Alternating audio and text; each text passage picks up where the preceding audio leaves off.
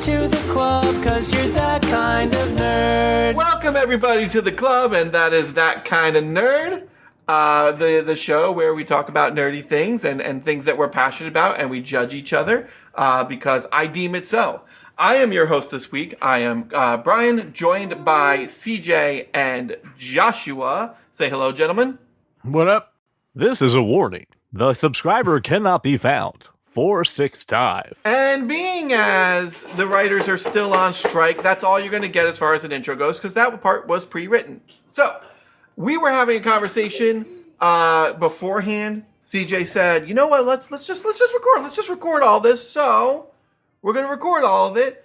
CJ, Yeah, this is not my proper topic, but this is something that we, the three of us, have been going on about for a while. I have a private media server that I use for a digital backup of all the media that we own, right? So this way I don't have to rip the DVDs, right? Because who has an optical drive nowadays? Am I right? Okay. As we know, Brian has his own Blockbuster in his basement. I do have a ton. Which does have a massive collection. And, we want to join forces to digitize that entire endeavor, even though Brian is a huge fan of physical media. And what happened? My son bit me. Maxwell bit my finger. I was holding his hand, and then he fucking bit me hard. Yeah. Yeah, and now he wants more. He's reaching for me to get more. He's tasted human flesh. Taste of human flesh. Oh my gosh. You've lost that fight. Okay, continue. I forget where it was. We're trying to amass this as one blob of collected media. And the reason is, for a reason Josh brought up just a moment ago off air, which was you're trying to watch a movie that you cannot find on any service. Cannot be found anywhere. And the only way to find it is to rent it, right? So you don't get to own the media, you rent it. And it's a Tim Burton movie, and we all know how Josh feels about giving Tim Burton any money more than he has to. No money. Right? So since Brian and I already own this movie physically, we can just put it on the digital medium. But it's the anticipation of Josh that is half of this endeavor, right? It's half of this endeavor. This started off as me with external drives on a Raspberry Pi, right? Just saying, I'll get a couple movies. This'll maybe I'll end up with, 50 movies. That will be fun, right? It has ended with me buying a Synology with 16 or 17 terabytes worth of space inside of it and amassing a movie collection. Now, most of this is because of Josh, right? Josh, you have been very great at making sure that I have grown this movie collection to be its proper weight. Does anybody want to venture a guess as to how many movies now are on this thing? I'm going to say 375. Ryan? I'll bid $1, Bob. $1, Bob. 565 movies. That's pretty good. Have we gone on this? TV shows, 29. Wait. How many movies were there? 565. 565. Okay, and growing. Continue. There are 29 shows with 161 seasons and 2,902 episodes. This is getting big. And to the sense of now, we do want to anticipate Josh's needs. So if anyone can develop the computing technology that when Josh thinks it starts going, the better, right? Josh just thinks of a movie. Yes. Next thing I know, I'm getting hit with, hey, we're finding the digital copy of this. Can you get the digital copy of this, please? And just automating this process. So, CJ, I'm going to award you 565 points, one for each movie that you have backed up so far. Sure. I am subtracting 562 of those points for stealing my joke that I told before off air.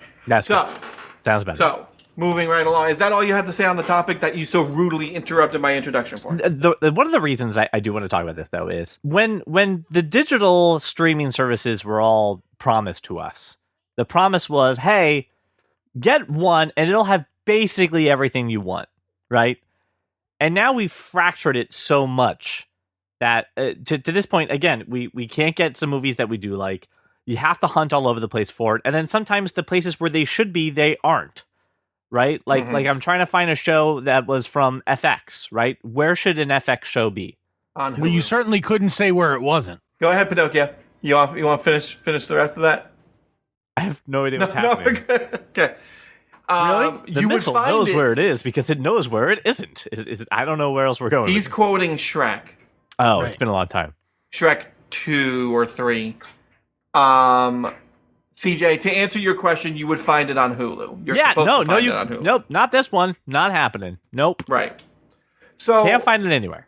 So I'm glad we kind of are talking about this because it's not even that it's now that studios own the means of distribution with Right. the streaming service. They also are able to release it and not release it as a whim on a be whim, right? gatekeepers to fun and joy. Right, gatekeep the content, and we were you like us in this room, probably children who grew up primarily in the 80s and 90s were very familiar with this concept because of the Disney Vault, right? Correct. Right, Everyone like, oh, it's the 10th anniversary of Beauty and the Beast. It's 20th anniversary, or hey, the sequel's coming out. We're going to release the Diamond Edition. We're gonna trot out the big thick white VHS case and charge you $40. You bet. and that was such a micro issue, right? Like we were all fine with it, and it's Disney, right? It was like, one studio doing it. It was one studio, and not even with all of their films. It was one studio with their major films. Let's face it, their animated stuff, right? And we would get it, but we knew, oh hey, this is coming out of the vault. We knew, hey, buy this now before it goes back on what we would call moratorium, right?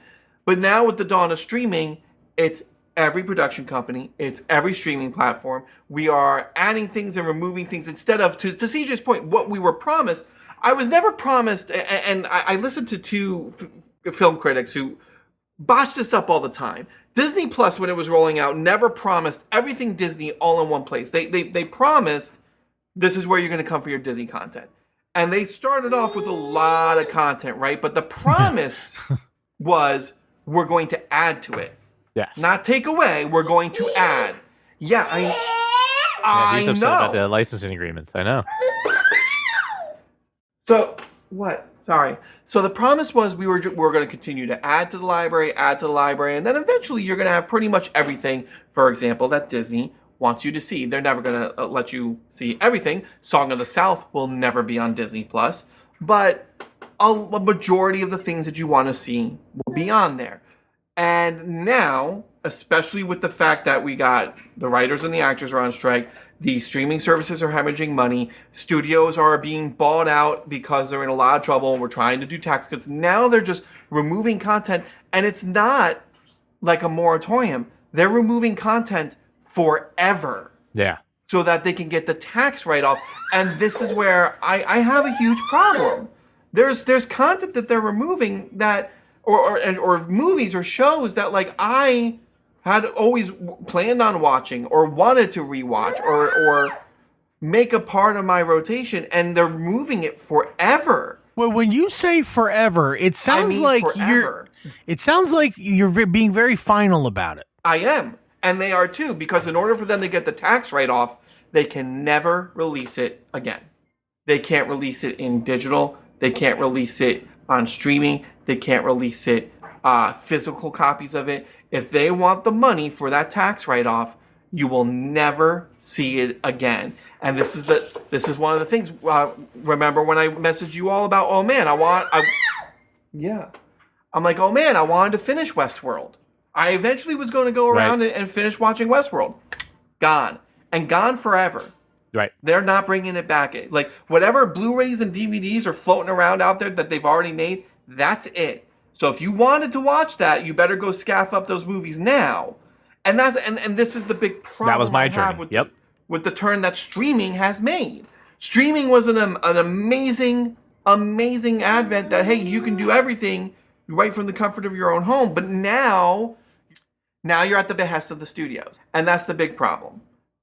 Does this mean physical media is going to make a huge comeback? I don't think It's so. digital content. It's cloud stored. They what own it. on earth? They own it. This is the Disney. So Disney released a movie on Disney Plus. I don't remember what it was, about some space astronaut. I have no interest in the movie whatsoever.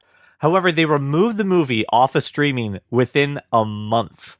And they're like, and it's done. It's over. It's gone forever. And we're taking the tax write-off. You can actually purchase a movie for $15, $20, what have you, you don't own it. Yeah. They still do. And if they decide, and they're already doing this, if they decide we're going to remove this permanently and get the tax write-off, you no longer have that film.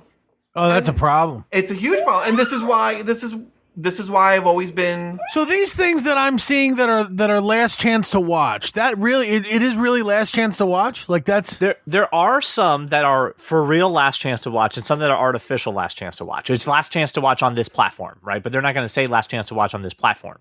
But there are things that are legitimately being disappeared from the media services, and they are gone. They are done forever. There are people who have purchased movies and purchased shows, and then a licensing agreement falls through, and now Amazon's saying, hey, you no longer have access to that. You're like, I paid $50 for that. They're like, yeah, well, I hope you got to watch Or it even during worse, that time. they'll just take it off. You won't even see it in your library anymore, and they won't. Yeah, oh, no, you buy. don't see it in your library. You just get an email saying, hey, let you know this thing's been removed, and I know you paid for it, but too bad, right? in Soviet Russia, cloud streams you. Yes, very true, yes.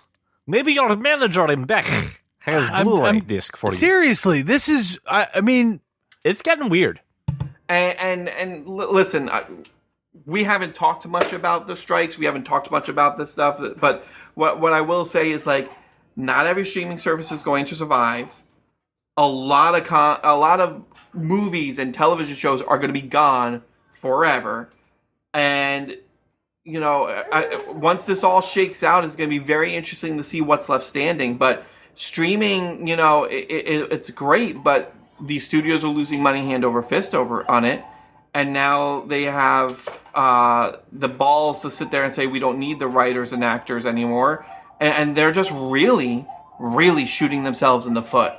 So, I mean, here's the thing, CJ, what I view that you're doing in terms of backing up a lot of our, you know, existing physical media and what have you. You're curating things for posterity. You're almost like Indiana Jones if you're doing that, right? Like you're keeping these This things. does belong in a museum, but it's staying in my Because private collection.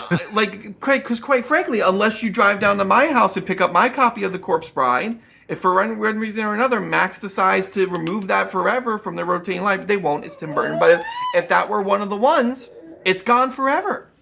And you would never see it unless you had a physical copy. No joke. For a moment there, I really thought you meant your son was going to destroy your DVD, and that's what you meant by Max taking it out of circulation. Max could take. I don't let him crawl around. Snap a down here, Blu-ray as you in can half, see. and then it's done.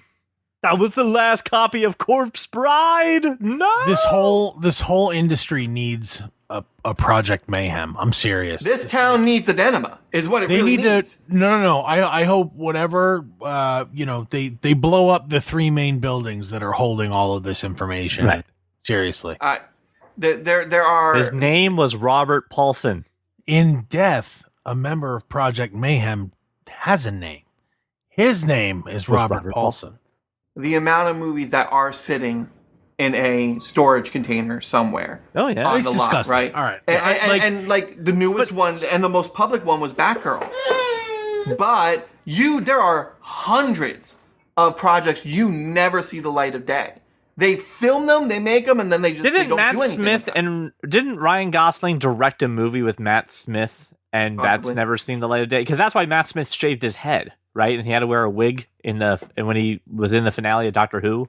It's just messed up. So yes, if anyone can figure out the psychic link between Josh and my movie collection database, please let me know how I can make that so. But this thing is getting out of hand. It's getting ridiculous. Yes, we will see how it all shakes out, and it seems like Josh is getting depressed by the topic. So Angry. Actually, I'm trying to think of ways that I can find out what titles of these have been. Yeah, I mean, I would just pay removed and then decide which of those I believe is a travesty to withhold from the public, and then I will try to distribute it freely. I've started keeping very close eye on those lists that come out every month of here's everything that's leaving Netflix, here's everything that's leaving Max, here's everything that's leaving Disney. Just because, like, if I see something that's on there, I'm like, I got to find a way to obtain this.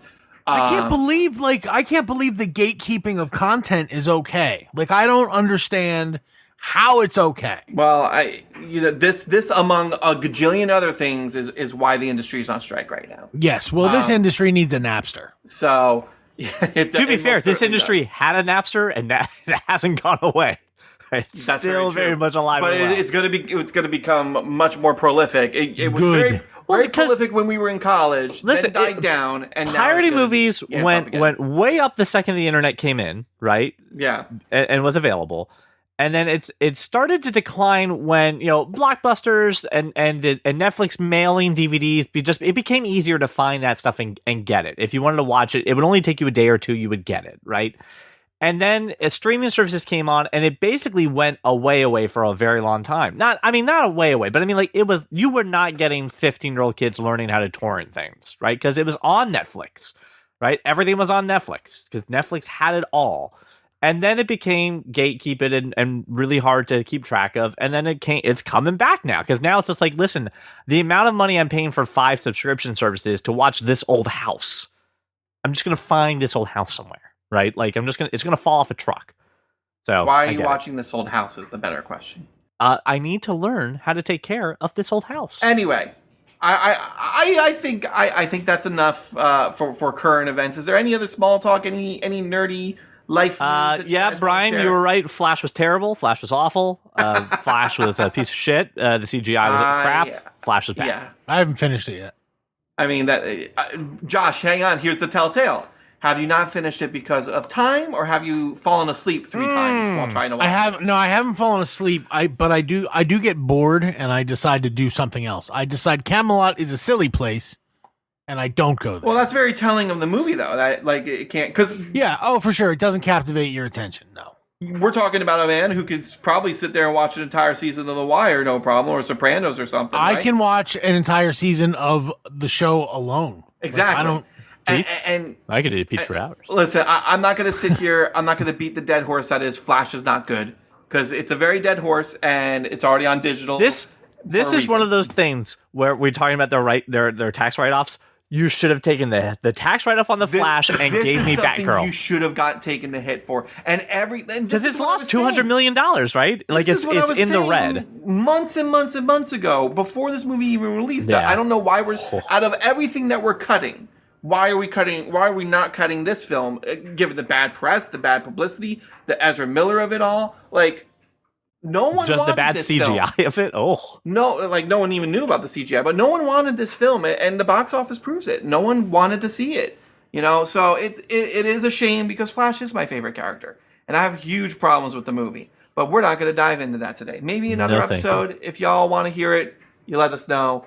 But not today. Today we go back to our normal format. Our format of y'all have topics. Both of you brought things to share. I shall award points based on how the conversation goes and how I'm feeling at any moment of the day. So, Josh, +3 points for feeling your outrage. I felt it through the screen here. But moving on, who wants to go first with their topic? This is it should be no surprise to anyone that I've been angered by a list. I have and here the problem now is that my lady wife loves angering you when I get pissed off about lists. It's like her favorite fucking thing. So she's trying to find lists. Not like, and you know what? She's like, I'm not looking for ridiculous, stupid stuff. Like, I want to see things that he's really going to be pissed off about. right. You know what? Plus 1,000 points to Laura for providing us this gem and continuing to find lists to stoke the fires that is your willful rage or your justful rage. I don't know what the word she found a list by Owen Gleiberman at Variety, who I have just done a little bit more research and have discovered that he's bad at making all the lists that he makes. Oh, it's not just one. It's not just this. This is a pattern of behavior. He has participated in other dog shit lists.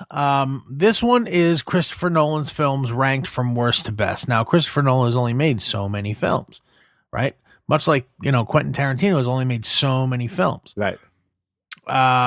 So this is all of Christopher Nolan's films, ranked worst to best, and I can tell you Is it including Oppenheimer? it Yes. includes Oppenheimer. Okay. I haven't Right, seen so Oppenheimer. I'm just curious. Like the list that we read or that we went over a few weeks back, where Dead Reckoning Part 1 was like number 1 on the list and had been released yesterday. Yeah. Yeah, horse shit. Did you see Oppenheimer? Not yet. Okay. Because it's a week old. Oppenheimer is number 3 on this list of Christopher Nolan movies that are beloved by many. We put Oppenheimer at number 3 when most of the world has not seen it, and we don't know what it is. And I can tell you that it's not a lock, right? It's not a lock Right. that Christopher Nolan makes a movie and it is amazing and an instant classic. And I can tell you that firsthand because I have not seen Dunkirk. I have not seen it. I have tried to watch it and I get bored every time and I shut it off in favor of something more entertaining because it's not very good. But it is number 4 on this asshole which is list. wrong. Yep. Right. So I'm just going to quickly do the rundown of these. Is it 11? Is it 11 films? Believe so. Great. In last place, a movie that I never heard of called Following. It was his first film, 1998. It's in last place. I don't care. It's his first movie ever. It's fine. Yeah.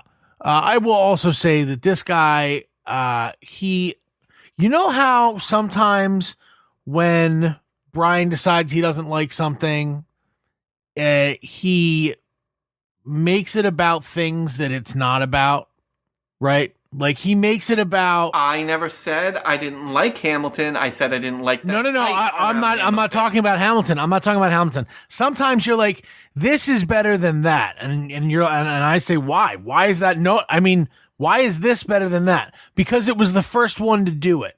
But that doesn't mean it's better. Yes, it does. It was never done before this film, and that makes this a greater film. No, it doesn't. It just makes it earlier in the timeline.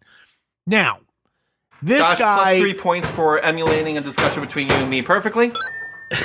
this guy does a lot of this throughout this, and that's how he justifies his bullshit. Mm-hmm. Second to last, Tenet. I don't care. Fine, put it there.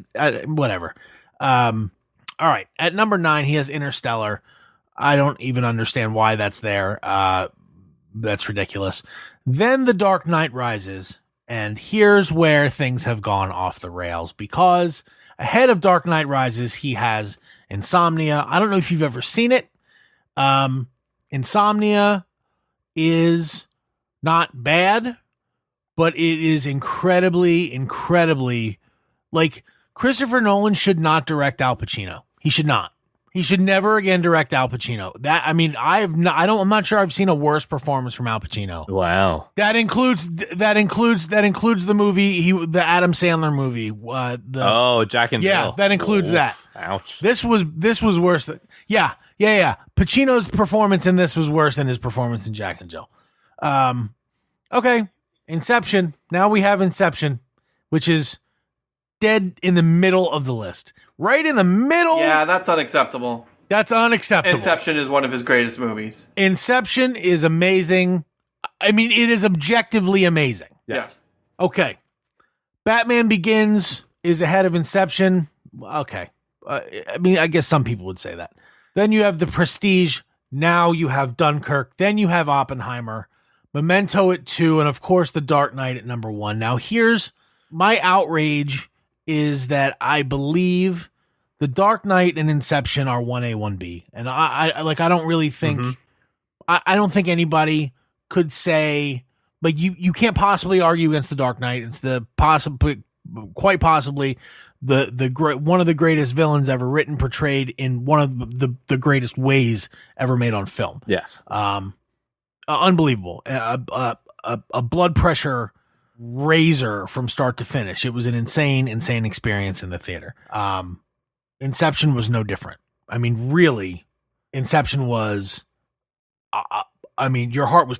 Tell me your heart wasn't pounding watching that. You know it's in slow motion and your heart's pounding. Inception was one of those films that did what it did so well that like I did additional reading after seeing the film. Right. Yes. Like I researched lucid dreaming and dream theory and stuff like that. And there's very few movies that do that for me. My feeling is like, tell me what I need to know in the movie, and then that's it. Like, I don't feel the need to go do anything extra. That movie did that for me. And It's the cerebral heist. You're just like, I watched a heist movie, but also I kind of want to read now. yeah. Like, that's not how it works. And the performances are absolutely top notch. The visual effects, practical and CGI, are amazing. Nolan. It's peak Nolan, and it's the most imaginative I think he's ever been. Nolan tends to be very grounded in most of his films. And I haven't seen Tenet yet. I've never seen Tenet, but I know that's a little wonky too. But I also know Tenet was not very well received, and I think It wasn't. It was not. I think he was trying to kind of disagree. recapture that Inception magic, and it just didn't work. Yeah. But Of this course. was it. This was just the right amount of creativity, just the right story, right act. Like, it is an amazing film. I am going to, for everyone's benefit, so that no one else has to read this guy, I'm going to go ahead and read from his description of why Inception is in the middle here. Okay, so he says he's seen Inception 3 times, and each time I've gawked, mesmerized at any number of sequences, like the streets of Paris literally folding in on themselves. Yet I persist in feeling that the impact of that moment, along with too many others, has no real meaning within the interior scheme of the movie. I persist in feeling that if Inception lived up to its premise, Leonardo DiCaprio's Dom Cobb and his team enter other people's dreams at different levels of dreaming, it might be one of the greatest films ever made, but that it doesn't live up to the premise, not really, because what we're watching fuses the hypnotic and the arbitrary, leaving me at least with a WTF, I kind of get it, but not really feeling. A few of the questions I've always had. Get ready for this fucking shit. Before you read the questions, Did Chad what I'm GPT write that? understanding- And then he polished it up? No, one understanding is that you didn't understand the film. That's right. Right. So it makes it a bad film. Right. That's right. So, I think Laura told you guys I was reading a list and screaming, and here's why. A few of the questions I've always had. How does what's happening in one dream level influence the next? That's explained very clearly. In the movie. Several times, actually. Like, they introduce you to it, Right. and then they go further, right? Okay, great. Since different people are occupying the same dream, which of them is determining at any given moment what happens? That is explained in the first scene of the movie. That's like the whole crux of the movie is why it's a heist. Holy shit, right? The architect and that, you know that, right? We're not in your dream, we're in my dream, right? Come on. Yeah. Okay. Okay. And then again, further explained with Cobb and Ariadne on the streets, right? Yep. Okay, great. So we can all agree that was great. Okay. And why does everything on every level look like it all came out of the same lofty, balletic action movie? First of all, I don't think any of these levels even remotely appear identical.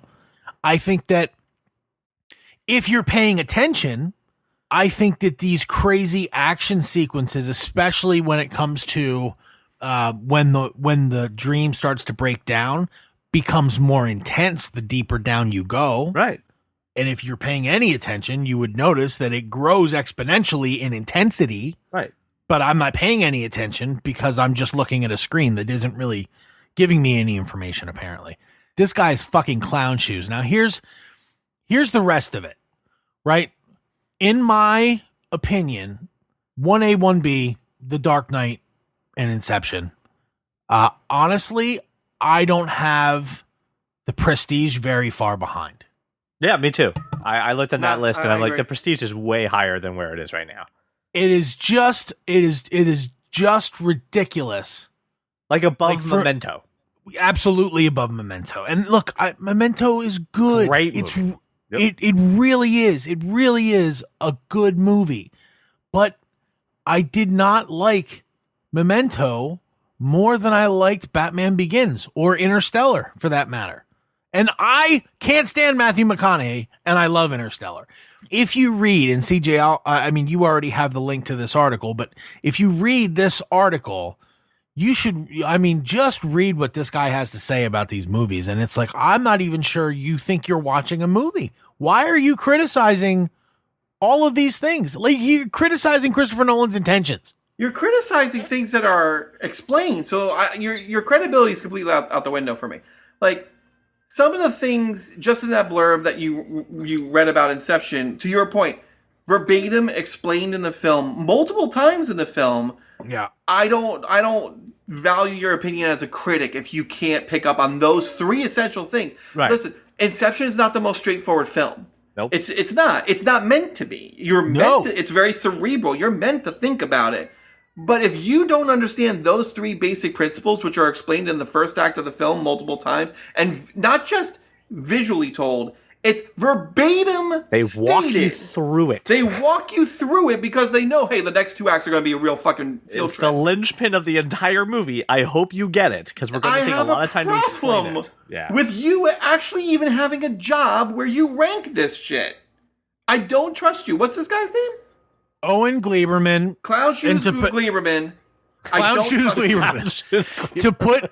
To put a bow on this whole thing and to never have to revisit this topic or what I'm about to just very quickly cover, is this. This guy in his Quentin Tarantino list has Kill Bill 1 and 2 separate. I mean, nope. It's one movie. It is one movie. I understand, but it wasn't released as that. So I get it. Aspect, you do need to separate them. But could you say that one is number 9 on the list and the other is number 4? No, probably not. No, right? Hell no. Which one is number 4? Is my next question. 1 or 2? Maybe that's 2. Volume 1 is number 4. Okay. But that doesn't matter. Here's the thing. Here is the. Let me give everyone listening a very, very clear list of the 10 movies that Quentin Tarantino has made. At number 10, you have Death Proof, which is not a bad movie. It's just number 10 because that's what it is. Right. Okay. And at number 9, you have Jackie Brown. At number 8, you have Once Upon a Time in Hollywood. And then everything else is tied for number 1.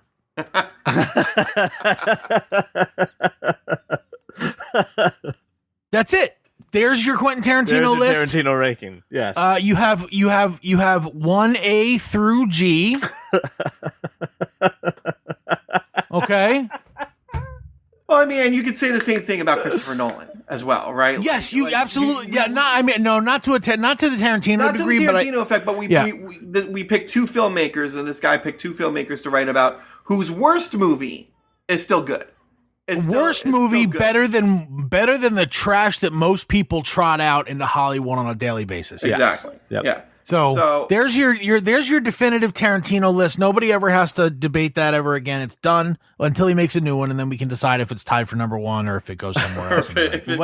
When you see Oppenheimer, Josh, when you do see Oppenheimer, I am curious as to where you will put it in this list. I do agree that this guy is Clown Shoes McGee McGallahan here has the rose-colored glasses of it's new, therefore it's good. And let's face it, I fall into that also, right? A lot.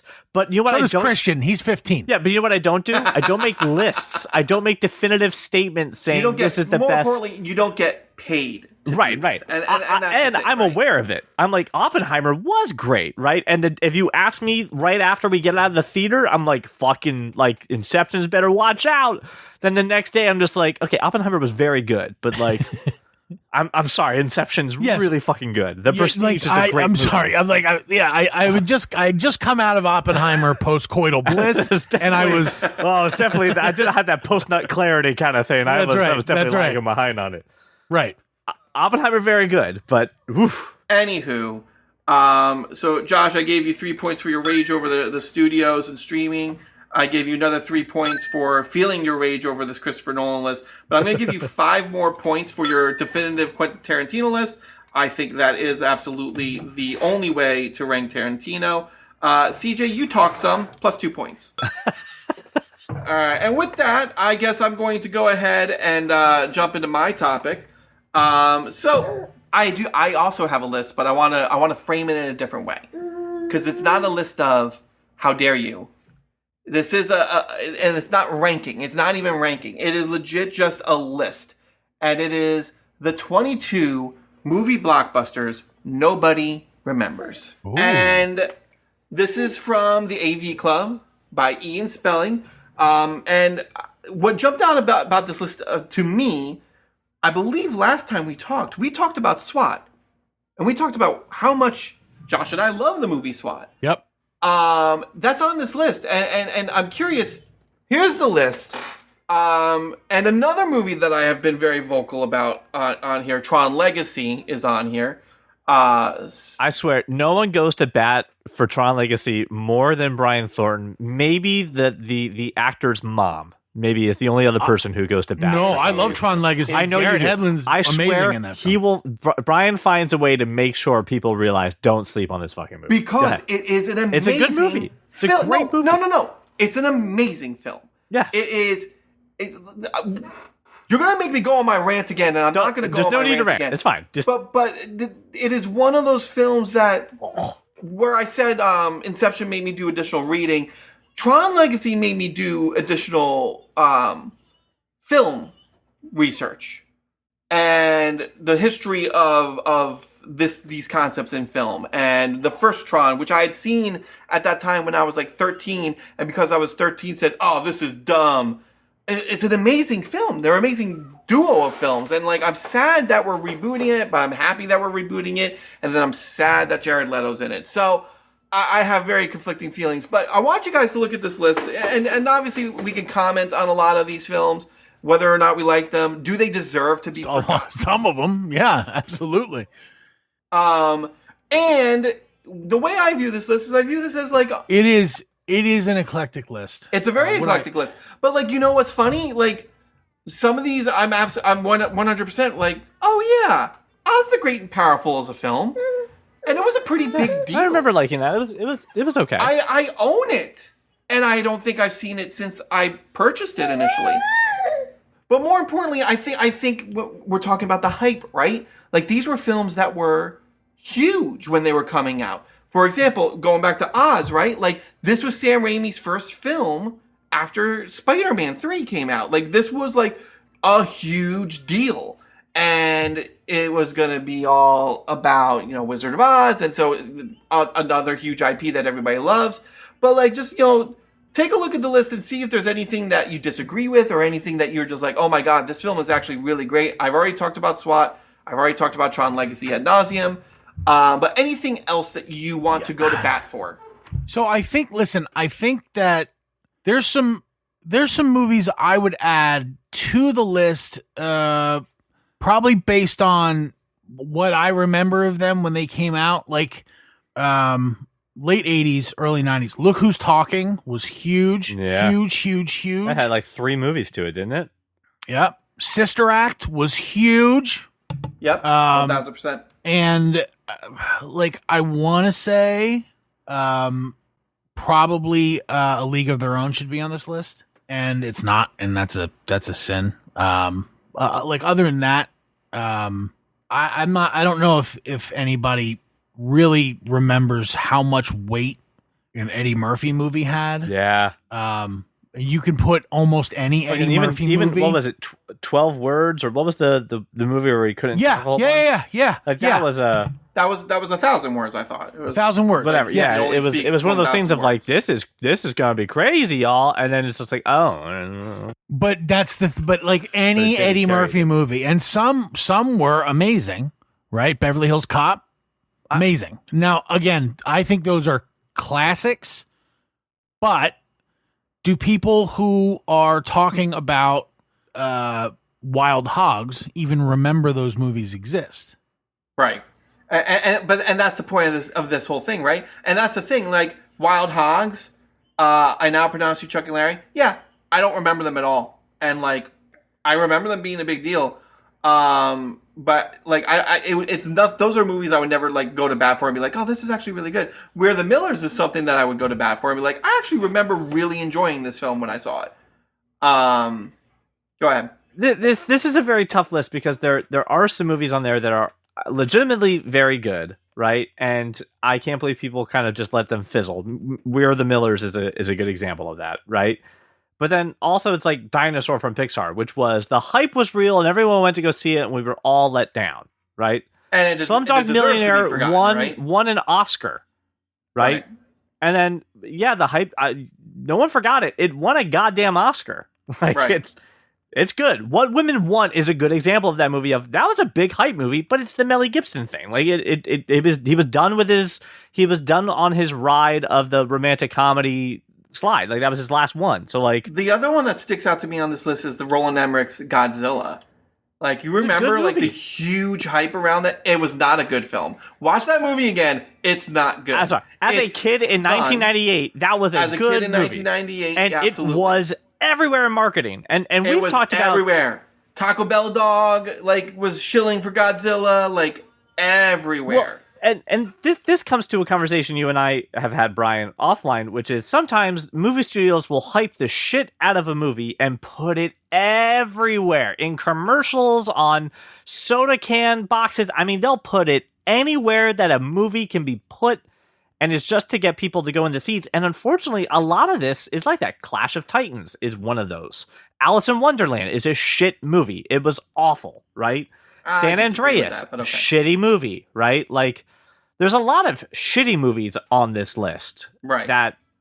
That are just and of course they raked in a lot of money. They were marketed to high heaven, and then of course they fell off. Right. Well, and dovetailing into that conversation, right? A lot of times, it's one of these things where like, why is the Mad Hatter on a can of Dr. Pepper? Like that doesn't that doesn't make sense. And like it's the marketing push of. This doesn't make sense. One of these things is not like the other, right? I understand you do a superhero film, you do a fruit snack, you do cereal. Like, that makes sense. But, like, I don't need Iron Man selling me Rocket Mortgage, right? Like, that doesn't make any sense. And so, like, when my summation is, with a few exceptions, if you see a studio doing that, and you're like, what does this film have to do with this product that you're shilling? 9 times out of 10, it's because we know we have a trash heap on our hands. We're trying to get people in the theater for that first weekend and make as much money as we possibly can before it fizzles out. And to your point, a lot of these films are that way. San Andreas was definitely that way. 2012. Remember how highly hyped 2012 was? You'll find a lot of disaster movies this way. Day After Tomorrow was the same way, you know?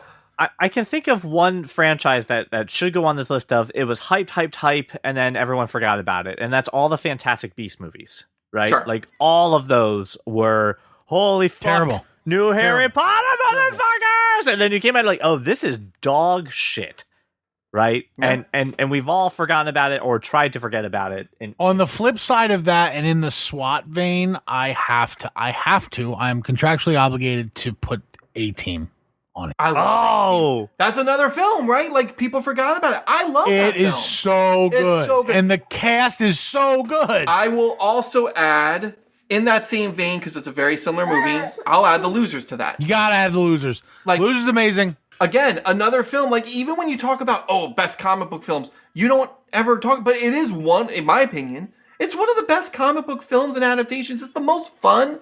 Jeffrey Dean Morgan is a national treasure in my mind. He does not get enough work. And yeah, I know. And Idris Elba, who before anybody really knew who Idris Elba was, like, such a great movie. So good.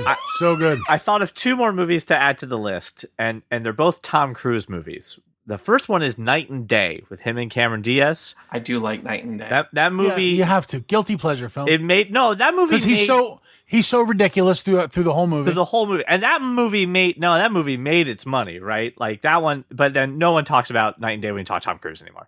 The second one for Tom Cruise is Collateral, which again love Collateral. Was everywhere. Fox. Yeah, Zoe Saldana, yeah. Which they're doing a new movie which made me reminded me of Collateral, but to the extreme. It's coming out soon. It's with Nicolas Cage and Joel Kinnaman, I think his name is, Rick Flag. It's called Sympathy for the Devil. Oh, yes, I saw it. Nick Cage is the devil, and he takes a cab ride in Joel's car, and insanity ensues. It reminded me a lot of Collateral with the way they pitched it. The one other thing that I'll put it, and this may be a stretch, right? Because I think this movie got its due respect, but I don't think anyone talks about it anymore, and it's the whole Pitch Black trilogy. I think that movie... I hate the Riddick trilogy. I know you do. They're the Riddick awful films. They're awful films. It is Vin Diesel's pet project that he keeps trying to keep alive. Look, they're bad, but I do like them. I'm alone in this one. It's fine. So the thing I'll say about Collateral is the fan theory that Tom Cruise's character is Vincent from The Color of Money. Oh, that's fun. I've never heard that theory. Wait, really? Yeah, it's obviously it's just it's a coincidence. Yeah, it's the same name, but you're like, it could it be? We don't know. I mean, I don't know. So here's the deal. Here's the deal, team. So, and I'll say this final thing on CJ's comment, and then we'll move on to the next topic. Riddick is a great character. Very good idea for a character. Terrible set of movies. That's all I have to say. Now, Joshua. For your contributions, bringing up Eddie Murphy, bringing up the A-Team, most importantly, I'm going to award you 10 points. CJ, for your take on Riddick, I'm going to give you 7 points. You held steadfast, and I've been known to root for the underdog myself. But in the meantime, I'm going to segue my host closing duties to CJ as I put our little guest to bed. So CJ, bye, Max. CJ, I'm gonna need you to take it out. Even though you have most certainly lost this episode, you win the rights to end this episode.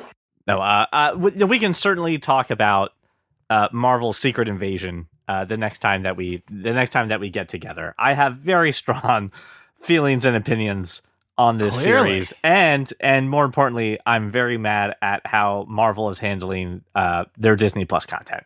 So it'll be a fun conversation to be sure.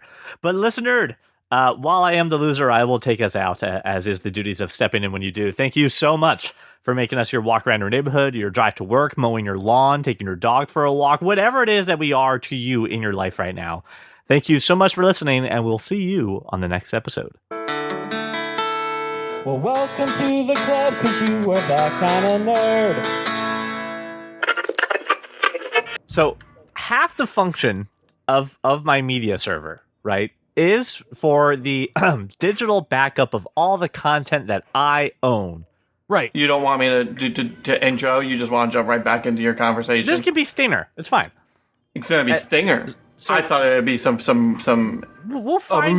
Listen. We'll edit it in. I'll figure it out. I'm the one who has to figure it out. You're the one who's editing, so you are the one who has to figure it out. But I thought you'd go, all right, let me quick intro real quick. But that's fine. That's fine. Go ahead. No. You go. No, that's fine. You go. Half the reason for this media server is to welcome everybody to the club, and that is that kind of nerd.